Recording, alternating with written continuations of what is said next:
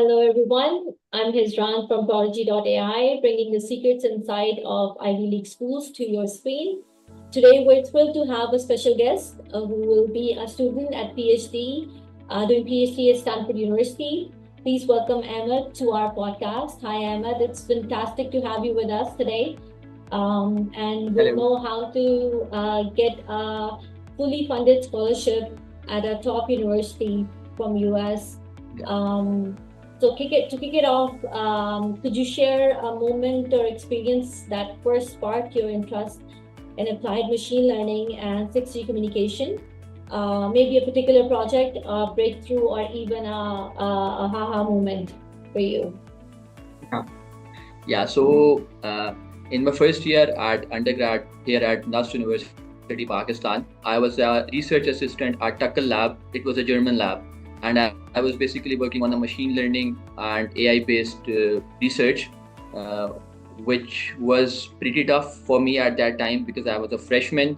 But uh, as time passed by, I observed people here at my lab and how they worked on research, and it intrigued me that how these people don't have any knowledge of what they are working on, like what results would they be expecting from their efforts, but they do keep trying things, and that was the moment, where I felt that I need to do this as well. Basically, when you go into research, you are trying things that you don't know the outcome of, but you are optimistic that I'll be getting some good results. And at my internship there, I was able to beat Microsoft's digital image transformer, and it was a huge moment for me to beat an accuracy for a Microsoft's transformer, and that work was published. And that was a turning point for me, that I knew I will be working in machine learning and AI. And then, because I was an electrical engineer, so I wanted this machine learning knowledge to be applied to somewhere in an electrical field. So I chose, the wireless communications field, as it is quickly adapting to machine learning. So that was the moment where I thought Really, I'll do really this. impressive, Ahmed. So for those Yeah. of us who might not be familiar with the technical details, can you give us a simple explanation of what you're working on with machine learning and 6G? What makes these areas so exciting and impactful for you? Yeah. So this generation, there is a boom of AI. Everything you are doing is now being occupied by AI. So similarly, in the wireless communications, people, they are trying to integrate AI to make it faster, to make it quicker. So you at Stanford, what I'll be researching on is the AR, the augmented reality and the virtual reality applications. They require an internet speed of more than 500 to 1000 megabits per second to make them a reality. So what machine learning and AI does is it has to optimize those networks there, so that under minimum resources, like utilizing the least amount of power, you get the highest amount of internet speed, the data speed that is required for your AR and VR applications to run on. And similarly, there is a field called reinforcement learning. It's similar to machine learning, but it is used to optimize stuff without having prior data sets. So these are some stuff that is being integrated from the machine learning part into the wireless part, so that instead of going over all the math, the machine learning, it learns to adapt to the environment to make things quick. So it is able to achieve higher data rates using less computational power. So, yep, that is Got it. what our basic idea of research is here. All right, tell us, conducting research during your undergrad sounds like a huge undertaking. Can you share a story or example of a project that was especially challenging or rewarding? What did you learn from it? Yeah.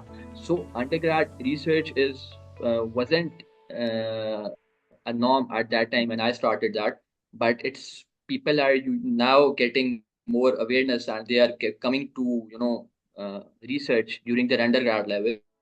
So undergrad level, it's difficult to continue research, to start research, because you don't have a lot of knowledge about the things that are happening, and the research that is going on nowadays. But what you do is, firstly, you have to go over a lot of papers, you have to read a lot of literature to know what's going on, and then you have to understand these things.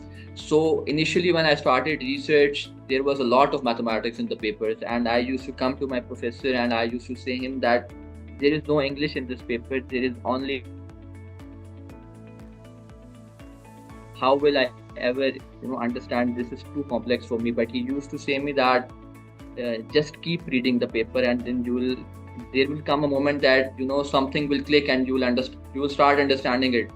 And yes, I kept reading the papers, I kept going through the literature, and I don't know how, but after some time, I started understanding everything, like what is written. Although I did not read it in class, but it was difficult for me to go through. But once you start going over literature, you will find some stuff. Oh, like this was mentioned in that paper as well, and they are doing this in this paper as well. So you have to connect things to understand this. At initial stages, you will find it pretty difficult to understand the paper after reading it initially, but once you go through many papers and you go through them again and again, every time you read a paper, you will find out something new about it and something that you did not read before. So yeah, so this it was difficult in the start, but now once you get the knowledge and the understanding, you keep things. All right. So you mentioned that your research played a role in your Intel acceptance. Can you walk us through a specific instance where your work stood out to them? Maybe there was a particular breakthrough or presentation that you made that made a difference. Yeah. So at my interview at Stanford University, I prepared a presentation with slides, and it had all my undergrad research work included. So I had 5 to 6 papers back then at my undergrad when I was applying, and they were all published at very good venues. So once I started my interview with my professor, and I was sharing slides and I was telling him that I did this work and this was published here, so he was pretty impressed because he did not expect students to publish at least these many paper at these good conferences, because he was himself the chair of those conferences. So he used to go there and present as well. So he was quite impressed by it, and he there were for your PhD, the professors, they do expect you to have some research experience during your undergrad, so that they can relate with it and they would understand that what you want to work on, so that if it aligns with you, then they'll be keeping you and admitting you. So Right. my work there, it aligned with him because I was publishing in the same conferences as his work, and the presentation, it went really good. It was the best 30-minute experience of my life. So he was really impressed, and I had the vibe that he'll be keeping me. So basically, the key was my undergrad research as a whole. Right. I presented this presentation. Yeah.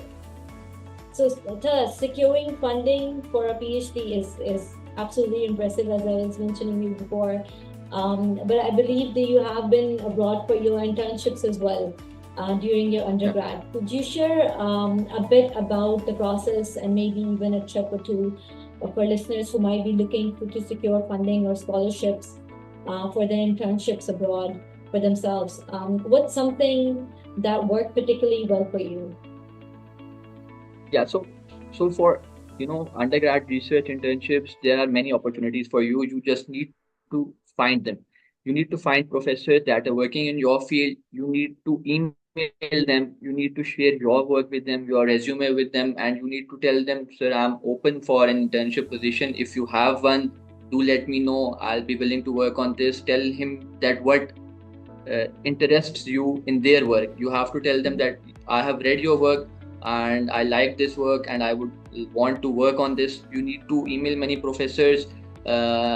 And there is one research internship called MyTax. It's in Canada.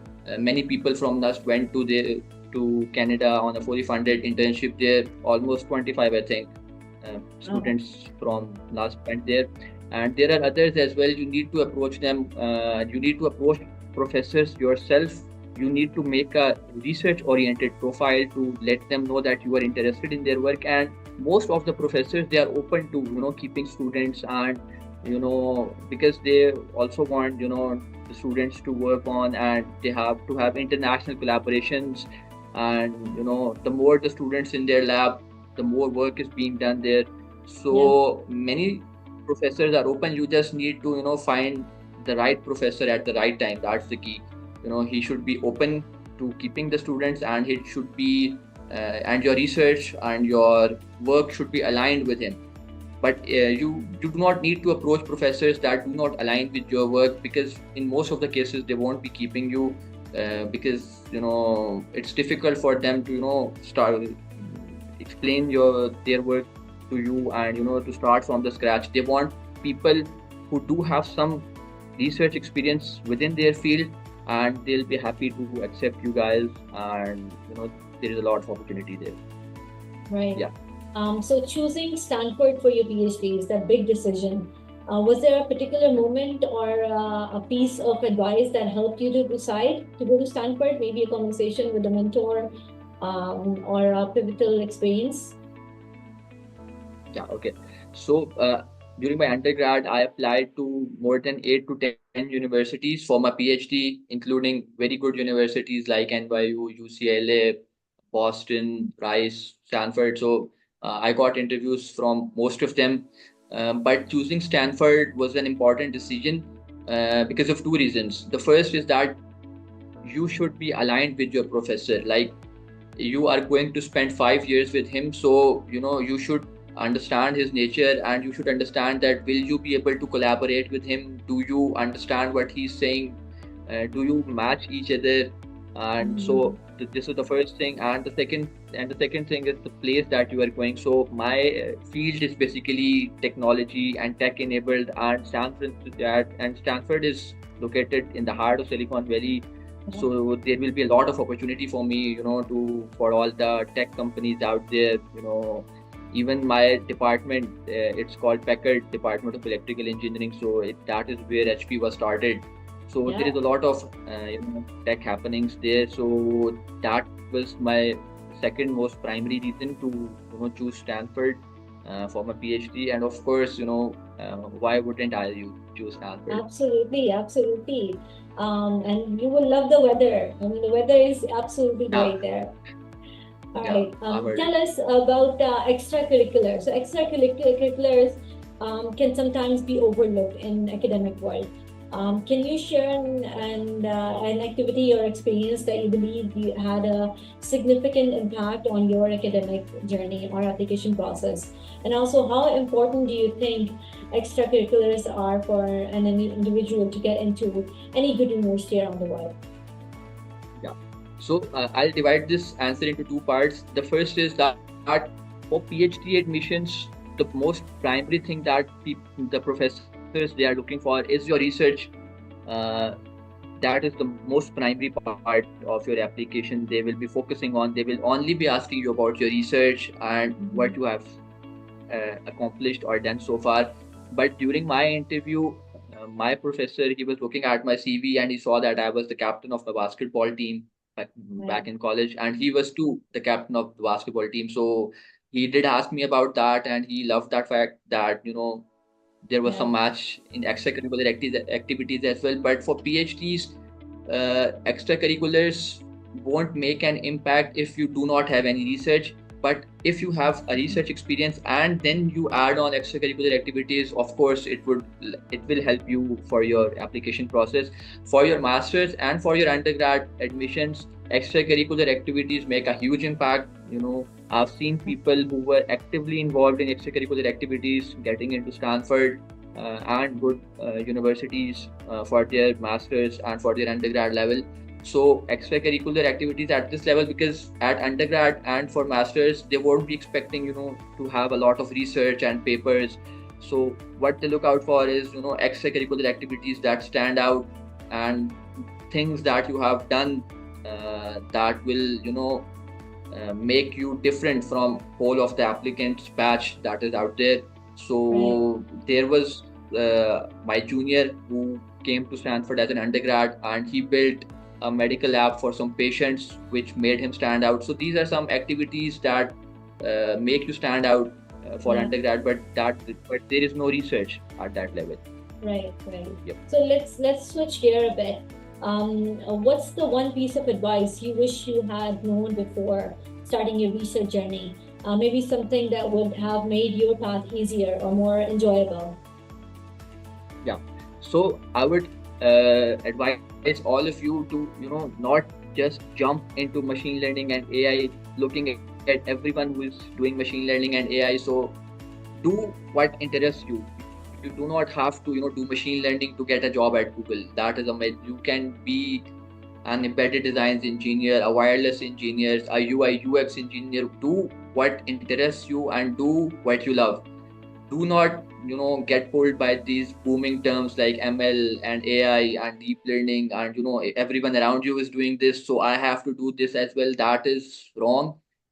Do what you have to. I was initially jumping to machine learning and AI because everyone around me was doing that, but then I thought that applying this machine learning and AI to a field in electrical engineering, that is sixth generation wireless networks, that is what I want to do. Apply this knowledge to, some field there. So this is one advice that I'll be giving all of you, to, do what you want to. And my second advice is, do not keep changing your research fields. Like if you uh, do machine learning for 1 year and then you come to 6G and then you try for embedded in third field, and keep on rotating stuff. So the professor, when he'll ask you what is your research interest, you won't be able to explain him as well. He would ask you that for first year you were in machine learning, for second you were in power, and for third you were doing something else. So try to make your mind up before starting your research career, but after you started, you should try to build a good profile in that one. Yeah. All right. So, imagine you're talking to someone who is just starting out in the field. What's the one common misconception about machine learning and 6G communication that you would like to clear up? Yeah. So people think that if I am coming to an ML field, I'll be paid a lot and there will be jobs looking out for me and companies will be rushing towards me that I'm an ML engineer. So this is basically, this field is also saturating as fast as you can imagine because everyone is doing ML right now and AI. So you need to be very good at what you do to get good jobs, and for your startups, or if you have an entrepreneur background and you want to go into startups. So it's not like if you do ML and you do AI, then Google is coming for you and keeping you and finding you. You need to be good at it if you like it. If you do not like ML, it's okay. You can go switch to wireless. You can switch to any other field that you like, but you have to be good at it to get good jobs. Like the market isn't only for ML engineers and only for 6G engineers. It's open to everyone that has that has a very good skill set.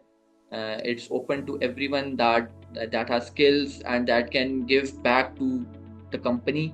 And this is one myth that I see. Everyone who is doing ML has only one purpose because they are high paid jobs, and but that's a myth. It's actually, you are paid high if you have that skill set, but that is equally true for all the fields, not only for ML. Yeah. Yeah. So looking ahead, if you could have a dream collaboration or a project related to your research, what would it be and why? And what's the big idea or goal that you're excited to pursue in the future? Yeah. So looking 5 years ahead, I would want to have my own company. I'd work 5 years on a product or on something that can later stand out as a company. And for my collaboration, I would want to collaborate with Meta. They are doing very good work in wireless, in their AR and VR applications. The Meta glasses, they are coming out. I would want to collaborate with them on something to make their product better. But after 5 years, if you ask me that would I want to have a job or would I want to have a startup, so I would always opt for a startup. I would want to work on something that is impactful, not only just doing research for the sake of research. Do research that has an impact as well, that that changes lives, or that is solving a problem, or that is making something better for everyone, do try that during your PhD, to find a problem that only does not meet your research goals but also solves the problem. That is a problem. It shouldn't be like a solution finding a problem. It should be a problem, to find a solution to something. That is my main goal, uh, and I hope that comes true. Yep. Inshallah, inshallah. Thank you so much for joining us Inshallah. today, everyone. I hope you found this Thank you. discussion with Ahmed insightful and valuable. So as we wind down our conversation today with Ahmed, I want to extend my heartfelt thanks to you, Ahmed, and for sharing such insightful and personal experiences with us. So from the moment that sparked your interest in applied machine learning and 6G communication to diving into the nitty-gritty of the securing valuable internships and funding, your journey is not only impressive but truly inspiring. Special thanks to you, Ahmed, for sharing such deep insights. If you enjoyed this episodes and want to hear more from Prodigii.ai, make sure you subscribe to our podcast and leave a review, because your reviews and your feedbacks help us bring us the best content possible. Don't forget to follow us on social media at Prodigii.ai for updates, and share this episode with anyone who might be benefit from it. Once again, thank you for listening. I'm Hizran from Prodigii.ai.